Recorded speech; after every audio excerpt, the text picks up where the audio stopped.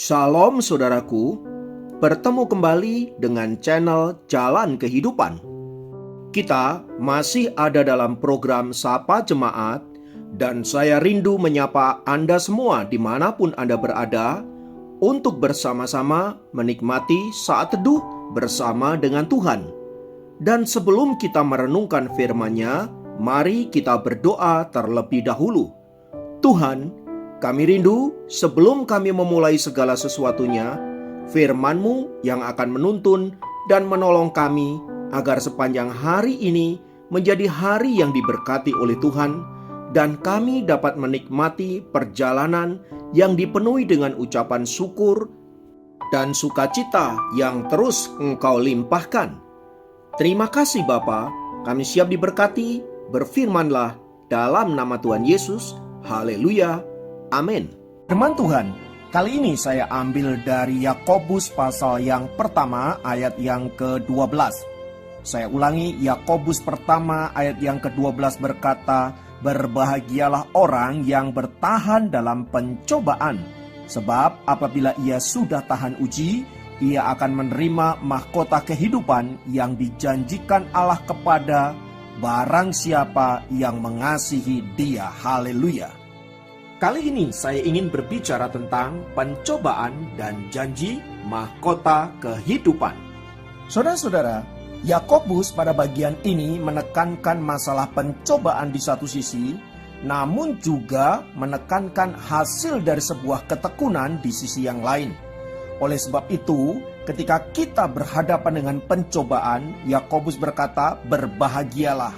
Mengapa kita harus berbahagia? Sebab ketika kita menghadapi pencobaan, maka itu akan membuat kita menjadi pribadi yang tahan uji. Kalau kita sudah menjadi pribadi yang tahan uji, maka kita akan menerima mahkota kehidupan yang diberikan oleh Allah yang Maha Tinggi. Jadi saudara-saudara, jangan menyerah kepada pencobaan, karena Tuhan sendiri yang berjanji untuk memberikan kita mahkota kehidupan.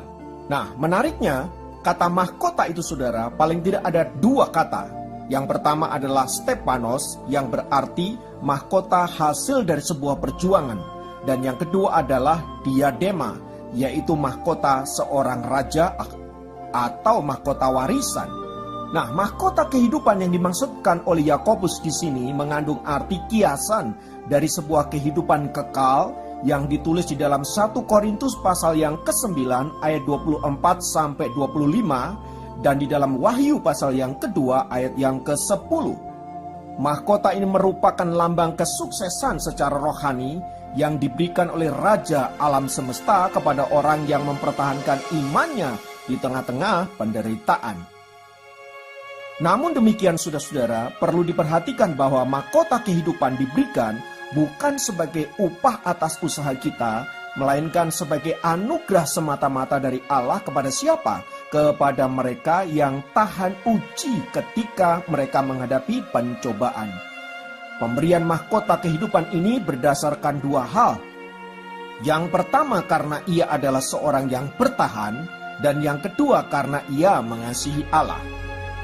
Bagi Yakobus, kedua kata itu tidak ada perbedaan. Mengapa?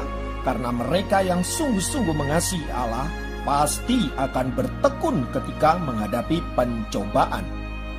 Sebab tindakan yang demikian saudara-saudara adalah bentuk kasih yang tertuang di dalam kepercayaan dan ketaatan penuh kepada Allah.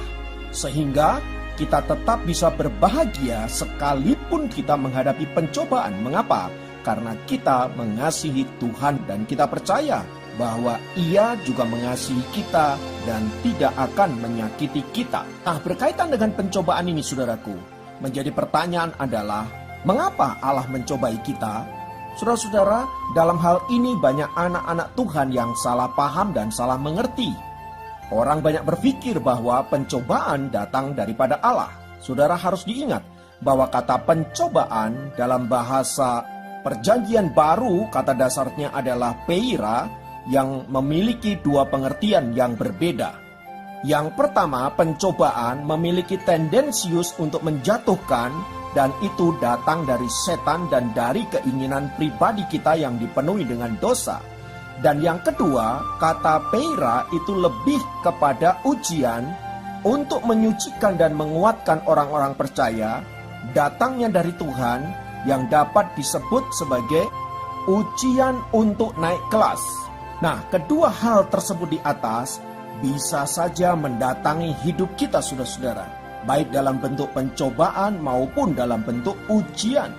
Nah, saudara-saudara, Yakobus menyadari kalau kita tidak hati-hati, maka ujian yang datang dari Tuhan yang sejatinya untuk menaikkan level kita ke tingkat yang lebih tinggi, itu juga bisa menjadi pencobaan dari dalam diri kita. Misalnya, kalau kita terus-menerus ditekan dalam keadaan sulit, mungkin saja kita akan mengeluh dan meragukan kasih Allah serta kemudian menolak Dia. Padahal situasi ini sebenarnya bisa dipakai oleh Allah untuk menaikkan level kehidupan kita. Tapi karena kita salah merespon ujian daripada Allah, maka itu bisa menjadi pencobaan bagi kita yang pada akhirnya menjatuhkan kita. Dalam keadaan seperti ini, saudara-saudara, iblis biasanya akan mengambil kesempatan untuk mencobai dan menjatuhkan kita. Nah, disinilah yang disebut dengan godaan. Karena itu, Yakobus mengingatkan orang-orang percaya agar tidak terjebak dalam sikap yang salah ketika kita menghadapi pencobaan. Ketika kita menghadapi pencobaan atau ujian, Allah memang menguji umatnya, namun bukan dengan maksud untuk menghancurkan iman mereka, melainkan untuk menguatkan dan membawa mereka kepada level yang lebih tinggi pengenalan akan Tuhan yang lebih dalam. Namun sayangnya kita sering kali menyalahkan Tuhan karena Ia mengizinkan pencobaan-pencobaan itu datang dalam hidup kita. Seharusnya sikap kita dalam situasi demikian, saudara-saudara, membuat kita makin bersandar kepada Tuhan, membuat kita makin berharap kepada Tuhan, makin bergantung kepada Dia, dan merelakan diri kita untuk dibentuk dan diproses oleh Allah, karena kita tahu bahwa tujuan Allah membentuk dan memproses kita untuk menjadikan kita lebih baik dari sebelumnya dan membawa kita untuk boleh masuk dalam berkat-berkat yang lebih maksimal, lebih luar biasa lagi. Dan yang paling penting adalah membawa kita mengenal akan Allah semakin dalam. Oleh sebab itu, saudaraku, mari belajar melalui firman Tuhan ini, kita bersikap bijaksana di dalam menanggapi setiap proses yang terjadi dalam kehidupan kita. Baik itu bentuknya pencobaan-pencobaan maupun ujian-ujian yang Allah izinkan di dalam hidup kita. Pada akhirnya marilah kita menjadi orang-orang yang bijaksana, mengasihi Allah dan mentaati firman-Nya sampai kita menjadi pemenang-pemenang di dalam Tuhan dan menerima mahkota kehidupan yang dijanjikan di dalam kehidupan yang kekal dan abadi. Haleluya, mari kita berdoa. Tuhan, kami tahu bahwa dalam hidup ini ada begitu banyak pencobaan, ada begitu banyak situasi yang sulit. Namun kami belajar dari firman Tuhan agar kami bersikap benar. Dan dalam situasi yang demikian, ajarkan kami untuk tetap kuat dan setia, mengasihi Engkau, tidak menyimpang ke kanan dan ke kiri, supaya seluruh rencanamu digenapi di dalam dan melalui diri kami. Terpujilah namamu kekal selama-lamanya, dalam nama Yesus.